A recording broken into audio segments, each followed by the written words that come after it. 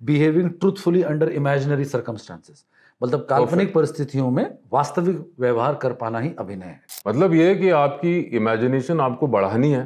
पीढ़ी दर पीढ़ी, दशक दर दशक जो कहा गया वही कहानियां हैं। इमेजिनेशन की हम बहुत एक्सरसाइजेस कराते हैं हमारी एक्टिंग क्लासेस में। तो यानी एज एन एक्टर आप जिस भी चीज से डील करते हो वो सब काल्पनिक है, सब इमेजिनरी है।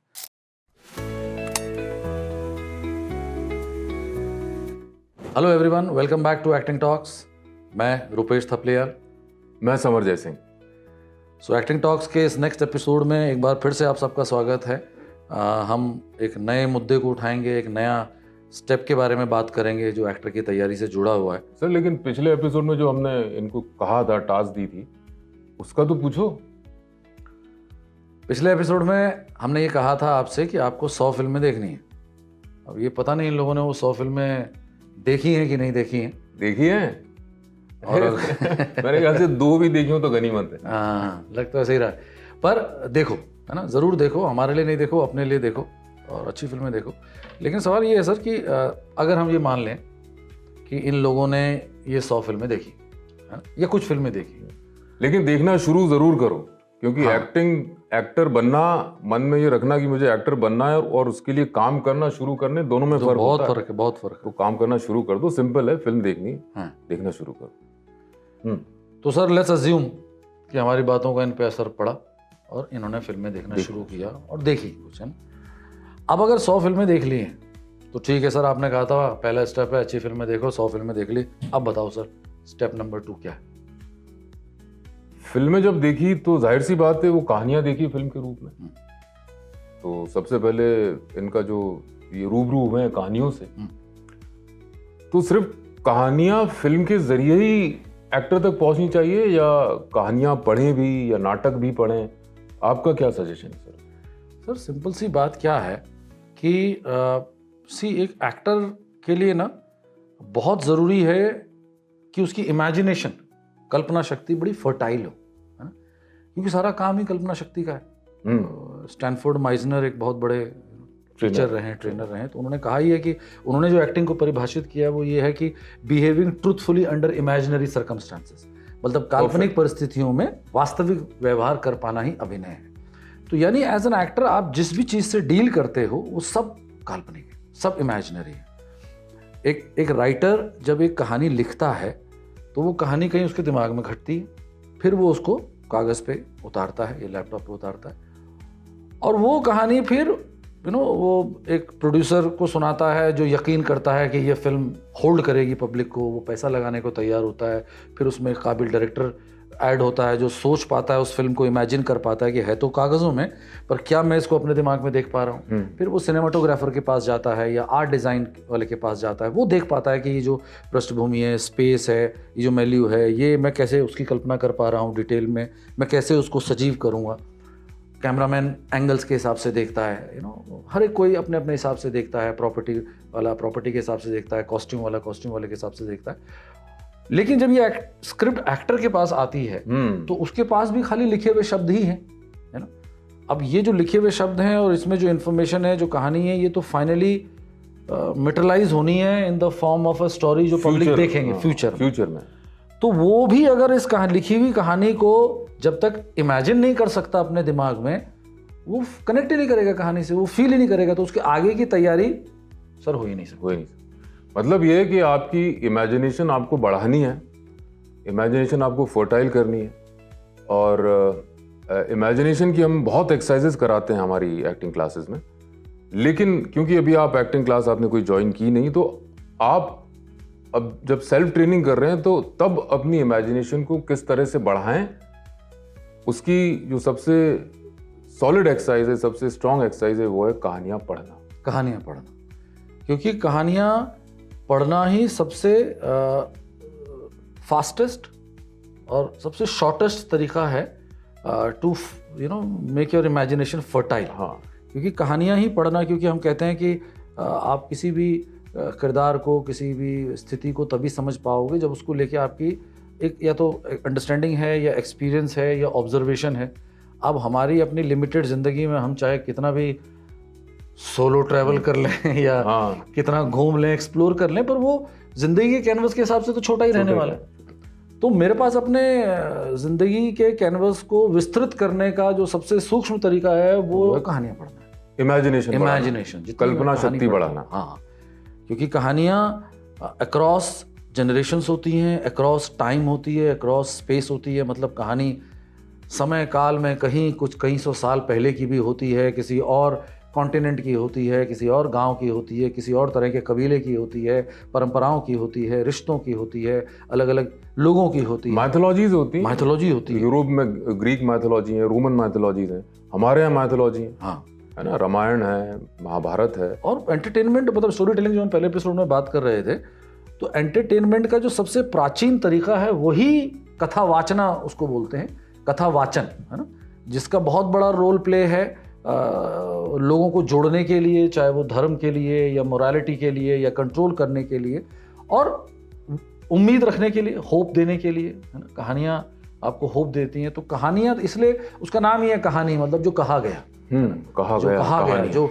जब कभी इंक भी नहीं थी, पेपर भी नहीं था, लिखने का कोई प्रावधान नहीं था, तब भी ये इतनी सारी कहानियाँ, वही जो सर ने कहा माइथोलॉजी की हम बात करते हैं, पुराणों की हम बात करते हैं, ये सारी कहानियाँ कहीं पेपर पे नहीं थी, ये सुन के किसी ने किसी को सुनाई, किसी ने किसी को सुनाई, कहा गया, और वो पीढ़ी दर पीढ़ी, दशक दर दशक जो कहा गया वही कहानियाँ हैं, और पूरी ज़िंदगी कहानी है। मतलब मैं तो पहले दिन ही एक्टर्स को बोलता हूँ क्लास में कि during the training of this course अगर आप कहानियों में अपना जेन्युइन इंटरेस्ट नहीं बढ़ा पाते हैं या पा पाते हैं तो आप कहीं डीप डाउन एक्टर नहीं है, फेलियर है। हाँ, आप कहीं वॉनबी हैं, मतलब ये काम बनना है, चाहते हैं। हाँ, अच्छा काम है, ग्लैमरस काम है, तो आपको भी ठीक है, वो भी एक होता है। बट अगर आप डीप डाउन एक्टर हो तो कहानियों में आपकी रुचि बढ़ेगी, क्योंकि the whole life is a story. तो जब आप कहानियाँ पढ़ते हो ना, तो आपकी, जैसे सर ने कहा कि इमेजिनेशन बहुत फर्टाइल होती है। अच्छा, उसमें भी सर ज़रूरी है कि आप अच्छी कहानियाँ पढ़ें, अच्छे राइटर्स की पढ़ें। अच्छा सर, कहानियाँ जैसे आपने कहा फिल्म देखी तो भी कहानी थी, जो आपने फिल्म बनी बनाई देखी कहानी आप तक पहुंची। एक कहानी को देखने में और कहानी को पढ़ने में किस तरह से वो इमेजिनेशन को ज़्यादा हेल्प करती है, पढ़ना, कहानी का पढ़ना? बहुत ज़मीन आसमान का अंतर है सर।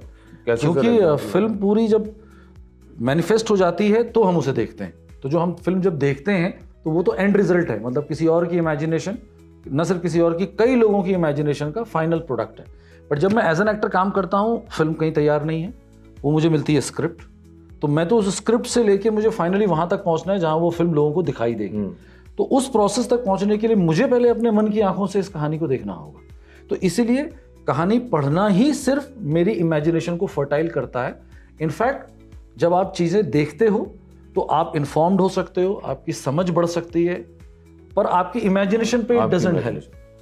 क्योंकि जब आप बनी बनाई फिल्म देखते हो तो जो कहानी आप तक पहुंच रही है वो विजुअल्स किसी ने क्रिएट किए हुए हैं, साउंड डाला हुआ है, उसमें डायलॉग्स हैं, सुन रहे हो आप। लेकिन जब आप कोई कहानी पढ़ते हो तो आप अपने मन में गढ़ते हो कि किस तरह की माहौल होगा, क्या सिनेरियो होगा, क्या सिचुएशंस बनी होंगी, क्या साउंड्स होंगे, मौसम कैसा होगा, वो सब आपको महसूस करना पड़ता है, वो आपको इमेजिन करना पड़ता है, उसके जरिए आप महसूस करने लगते हो। और जितना आपकी अपनी इमेजिनेशन स्ट्रांग होगी उतना आपकी अपनी डिटेल्स होंगी, अपनी डिटेल्स। तो जब आप डायरेक्टर के साथ काम करोगे तो आपने क्योंकि अपनी कल्पना शक्ति में उस कहानी को इस तरह से देखा, उस किरदार को ये करते हुए देखा, उसकी चाल को ऐसा देखा, उसके बोलने के अंदाज को ऐसा देखा, हाँ, तो वो जो आपने देखा सुना अपनी कल्पना में, वो आप काम करते समय शेयर कर सकते हो अपने डायरेक्टर के साथ कि sir this is how I see this character, this is how I see कि ये कैरेक्टर बिहेव करता है। तो क्या मैं, तो ऐसे एक्टर के साथ काम करने में डायरेक्टर को बहुत अच्छा लगता है जो सिर्फ खाली एक क्लर्क की तरह मेरे इंस्ट्रक्शंस को ही नहीं फॉलो करता है, विजुअल को, डायरेक्टर के विजुअल को एनहांस करता है, कंट्रीब्यूट करता है। तो वो तभी आप कर सकते हो जब आपकी अपनी इमेजिनेशन बहुत फर्टाइल, शार्पन्ड हो। तो एक्टर को खूब कहानियां पढ़नी चाहिए। तो सर किस तरह की कहानी आप रिकमेंड करते हैं? I will put it sir कि हर तरह की कहानी पढ़ो। और एक अच्छी कहानी की परख क्या है, मतलब एक अच्छी कहानी क्या होती है आपके लिहाज से? अगेन सर, अच्छी कहानी टू बिगिन विद, जब तक कि हमको उस चीज़ का स्वाद नहीं है, we can recommend few writers, है ना, जिनकी कहानियाँ, अच्छी कहानी वही, जैसे हम अच्छी फिल्म की बात कर रहे थे, कोई भी अच्छी चीज़ जो आपको सेंसिटाइज करती है, जो आपके मन में रहती है, जो आपको एज एन इंसान कुछ फील कराती है, जो आपको एजुकेट भी करती है, जो आपके साथ ठहरती है, जो ठहरती है, जो रहती है आपके साथ, और ऐसे बहुत सारे राइटर्स रहे हैं।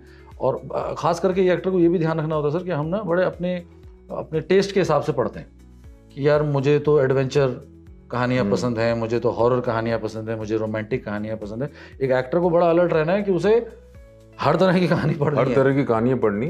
मतलब एक जैसे कहते हैं ना कि पहले एक आती थी मनोहर कहानियाँ, हाँ, तो वो मनोहर कहानियाँ से लेकर और जो बेस्ट का जो भी डिक्लेयर्ड लिटरेचर, हाँ, गुड अच्छा साहित्य ज़रूर पढ़ो। और बहुत सारे राइटर, अच्छा साहित्य पढ़ने के फायदे सर वही है सर कि अच्छे साहित्य पढ़ने से आपकी जो समझ है, क्योंकि अच्छे साहित्य में ना वो जो समय काल है वो बड़ी अच्छी तरह से रिफ्लेक्ट होता है। उस समय की जो परंपराएं हैं, जो कल्चर, समाज किस दौर से गुजर रहा था, रिश्तों की इक्वेशन क्या थी। अब रिश्तों की इक्वेशन चेंज हो रही है ना, बाप बेटियों के रिश्तों की इक्वेशन जो आज से 40 साल पहले थी वो आज अलग है, आगे भी चेंज होगी। खास करके जब हम स्त्री पुरुष के रिश्तों की बात करते हैं तो अगर तुम लोग भी देखते हो तो जानते ही हो, आप अगर 50 साल फिल्मों पहले की फिल्में देखते हो, वहाँ पर जो मैन वुमेन की जो इक्वेशन है उसके डायनामिक्स अलग हैं। आप 30 साल पहले देखते हो वो अलग है, आज अलग हो गए हैं। यहाँ ये डिबेट है ही नहीं कि सही गलत क्या है, पर एक कहानियाँ पढ़ने से, कहानियों में ना वो जो समय बदल रहा है, समाज बदल रहा है, उसका एहसास होता है, उसकी समझ आती है आपको। तो आप जब अच्छी कहानियाँ पढ़ते हैं तो आपकी ये एबिलिटी बढ़ती है कि आप बहुत डिटेल में चीज़ों को सोच पाते हो, देख पाते हो। तो कल को जब आपको राइटर या डायरेक्टर एक कहानी देता है ना, तो आप बहुत कुछ अपना एडिशन ला पाते हो। और कहानियों में एक आर्क भी समझ में आता है सर कि कहानी कैसे ट्रैवल करती है शुरू से लेके एंड तक, एक कैरेक्टर की जर्नी क्या होती है। अच्छा सर, जैसे हमारे यहाँ बहुत ही नामचीन पुराने राइटर्स रहे हैं और बाहर के भी राइटर्स हैं, तो आप क्या रिकमेंड करोगे कि राइटर्स जो इंडियन राइटर्स हैं उनकी कहानियाँ पढ़ें? जैसे मुंशी प्रेमचंद जी हैं, मंटो साहब हैं, अमृता प्रीतम जी हैं, परसाई जी हैं, इनकी कहानियाँ पढ़ें या वेस्टर्न कहानियाँ पढ़ें? सर कहानियाँ तो आप जो भी पढ़ते हो सबसे फ़ायदे हैं, बट टू बिगिन विद जहाँ पर हम इन लोगों को जब एड्रेस कर रहे हैं तो हम ये ज़रूर ज़रूर इनको रेकमेंड करना चाहते हैं कि क्योंकि आपने कहानियाँ यहाँ की सुनानी है, इस समाज की सुनानी है, तो ये बहुत ज़रूरी है कि हम इंडियन राइटर्स को पहले तफसील से पढ़ें, खूब पढ़ें, हमारी इथोस को जानें, हाँ, हमारे इथोस को जानें, हमारे परंपराओं को, यस, पूरे बिलीफ सिस्टम को, हमारा जो कल्चर है उसको समझें। क्योंकि आज ये भी हो गया है ना सर कि बिकॉज ऑफ मोबाइल फ़ोन या इंटरनेट की वजह से ना हम एक तो अपने में बहुत ज़्यादा कन्फाइंड हो गए हैं, तो हम बहुत ज़्यादा जो बाहर की जो दुनिया है उससे बहुत ज़्यादा इंटरेक्ट भी नहीं कर रहे हैं। वो अच्छा सर, एक चीज़ थोड़ी सी जो हम बात कर रहे थे उसी से रिलेटेड है, लेकिन थोड़ी सी अलग है। जब से मोबाइल कल्चर आया है, क्योंकि आप भी 25-30 साल से सिखा रहे हो, मैं भी उतना ही टाइम हो गया तकरीबन, तो ये जो मोबाइल के आने के बाद से मैं देख रहा हूँ कि जो नए एक्टर्स आते हैं उनकी कल्पना शक्ति, उनकी जो इमेजिनेशन है बहुत ही मतलब कमजोर हो गई, बहुत नैरो हो गई, वो सोच ही नहीं पाते। हाँ, उसका कारण सर यही है, उसका कारण यही है कि वही जो हम बात कर रहे थे ना कि विजुअल तो तैयार हुई हुई चीज है, आप जब वो देख रहे हो आप एंड प्रोडक्ट देख रहे हो। पहले जब ये चीजें नहीं थी, आपके पास और कोई जरिया नहीं है। अभी हम ब्रेक में बात कर रहे थे कि पहले एक टाइम ये भी होता था कि हम रेलवे स्टेशन पे पहुंचे पेरेंट्स के साथ, जब बचपन में वेकेशन पे जा रहे हैं, तो we go to a book stall कि पापा भी अपने हिसाब से 1-2 किताबें लेते थे, मैं भी लेता था, मेरी सिस्टर भी लेती थी, एंड वो ट्रेन में पढ़ते पढ़ते वो जो इमेजिन करते, हाँ, अब मेरे ही बच्चे हैं, they have phone in their hand. So हम ये नहीं कह रहे हैं, बिकॉज समय के साथ जो चीज़ें आएंगी वो तो आएंगी ही, उसको हम जज नहीं कर सकते, पर हमें साथ में ये भी समझना है कि अगर हम किसी क्रिएटिव प्रोसेस में, खास करके किसी भी क्रिएटिव प्रोसेस में sir, imagination needs to be very imagination. तो अगर आपका सारा समय, ये ज़्यादातर समय सिर्फ बनी बनाई चीज़ों को देखने में जा रहा है ना, तो कहीं ना कहीं आपकी जो इमेजिनेशन है वो कमजोर पड़ेगी, कम 100% पड़ेगी। अभी मैं देखता हूँ सर, छोटे छोटे बच्चे 3-3, 4-4, 5-5 साल के, उनकी मम्मियाँ उनको खेलने के लिए नीचे भेजती हैं बिल्डिंग के, मोबाइल लेके बैठे। हमें तो याद है जब हम छोटे थे तो हम बादलों के आकार देखते थे कि ये हाथी जैसा है, ये कबूतर जैसा दिख रहा है, ये चांद जैसा दिख रहा है। वो इमेजिनेशन खत्म हो गई। चिड़ियाओं की आवाजें सुनते थे, कल्पना करते थे कौन सी चिड़िया है। अरे वो दीवार पे जो निशान बन जाते थे, उसमें चेहरे दिखाई देते थे, ये राक्षस है, ये डाकू है, ये इसके पास आया, ये कह रहा है, मतलब अब तो बात ये नहीं है, हमें इस बात को समझना है कि विद चेंजिंग टाइम्स शायद हमारे लिए ज़्यादा ज़रूरी है कि हम कहानियाँ पढ़ें। सो हम स्ट्रांगली रेकमेंड करेंगे कि 100 फिल्में, जैसे हमने पहले एपिसोड में कहा था, हम ये रेकमेंड करेंगे एक एक्टर को खूब सारी कहानियाँ पढ़नी चाहिए। मैं कुछ अभी हम लोग राइटर्स के नाम आपको बताएंगे, डिस्क्रिप्शन में भी हम देंगे आपके रेफरेंस के लिए, अगर आप नहीं जानते हैं तो, क्योंकि 2-4-5 नाम तो सब जानते हैं। बट ये जरूरी है कि आप कम से कम 15 राइटर्स चुनें 15 राइटर्स और उनकी कहानियां पढ़ें। बड़ा सिंपल तरीका है, मैं आपको बता रहा हूँ। आपने अगर देखा नहीं है तो आप देख सकते हैं, गूगल पे डाल के आप देखोगे तो हर राइटर की ना एक बेसिक प्रतिनिधि कहानियां आती हैं, जिसमें 12, 13 से लेकर 17 तक कहानियां होती हैं, जिसको एक छोटा सा शॉर्ट स्टोरीज का कहानियों का संग्रह है। ऐसे आप 15 राइटर्स के कहानियों के संग्रह मंगा लें। एक साथ मंगाने की जरूरत नहीं है, सस्ते होते हैं, 150-200 रुपए के होते हैं। एक मंगाया, अपने आप से ये कमिटमेंट कर लो कि भाई जैसे तुम जिम जाते हो या वर्कआउट करते हो, बाकी और चीज़ें ज़रूरी करते हो, make sure you read 1 story before you sleep. सोने से पहले एक कहानी पढ़ डालो, 8 पेज की, 10 पेज की, 12 पेज की होगी। कितना टाइम मैक्सिमम कितना टाइम लगेगा सर? 4 से लेके 12 पेज के बीच की होगी। 10 मिनट लगना है। 10 मिनट। सिर्फ इतना काम कर लो कि 15 राइटर उठाओ और उनकी 10 से 12 कहानियां, मतलब 150 से 200 कहानियां। ये क्लास में मैं बोलता हूँ कि जब तक आपने 200 कहानियां नहीं पढ़ी हैं, you are not entitled to start your journey as an actor. Actor तो छोड़ो, एज ए ट्रेनिंग, मतलब एक्टर की ट्रेनिंग शुरू करने के लिए भी तो कुछ ग्राउंड वर्क चाहिए ना। उसका एक बुनियाद है, उसकी ये बुनियाद है। सो कहानियां पढ़ो एंड अक्रॉस ऑल जनरेशन पढ़ो। अगर कुछ नाम देने हैं तो जैसे सर ने पहला ही नाम बोला, जो हमारे यहाँ जिसको हम father of Shakespeare of India literature बोलते हैं, मुंशी प्रेमचंद है ना।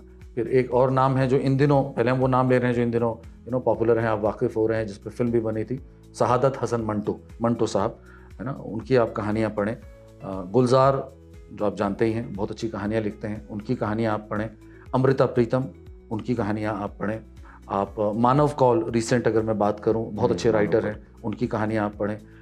दिव्य प्रकाश दुबे एक रिसेंट राइटर हैं, हिंदी युग करके पब्लिकेशन आता है, उसमें उनकी किताबें हैं, वो कहानियां आप पढ़ें। आप निखिल सचान बहुत अच्छे राइटर हैं, जो इस टाइम के कंटेम्प्रेरी राइटर हैं, बहुत अच्छा लिखते हैं, आप उनको पढ़ें। और क्या नाम है sir? Ismat Chughtai, she is a brilliant writer. उन्होंने फिल्में भी लिखी हैं। हाँ, इस्मत चुगताई। मंटो और इस्मत शायद समकालीन थे, समकालीन थे। भीष्म सहानी है sir, Bhishma Sahani. Nirmal Verma brilliant stories. मतलब ये जो राइटर्स हम आपको बता रहे हैं, ये वो कहानियां हैं जहां आप पढ़ोगे और वो आपके साथ रह जाते हैं।